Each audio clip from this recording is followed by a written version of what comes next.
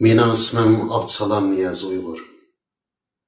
1977 yili 2 ayning 28 kuni Urumchi tug'ilgan.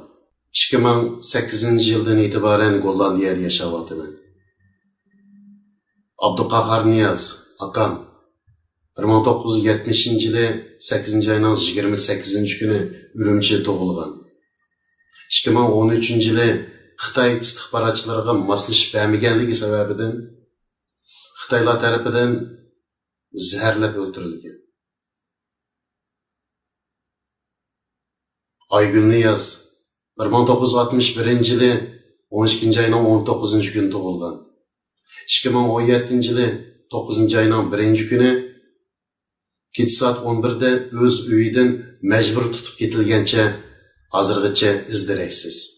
2017 yili 1 oydan e'tiboran uyda yolg'iz qolgan 73 yoshli onam va yetim qolgan akamning qizi bilan butunlay aloqam uzildi.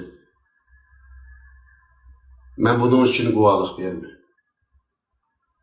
Va buning uchun emas, butun Sharq Turkistonda majbur holda Xitoyning jazo lagerlariga solinayotgan 4 million xalqimiz uchun guvohlik berman. İzdiraksiz g'oyib bo'lib ketayotgan qiron yoshlarimiz va ularning atkaz qilinayotgan ishga a'zolari uchun guvohlik berman. Majbur xitoylashtirilgan ota-onasi jazo lagerlarida tushirayotgan yetim bolalarimiz uchun guvohlik berman. 1950 yildan e'tiboran majbur besilingan vatanim uchun guvohlik berman. Va uningdan boshqa ismi atalmagan xizmatdoshlarim, sabdoshlarim, savoqdoshlarim, qarindoshlarim, vatandoshlarim uchun guvohlik berman.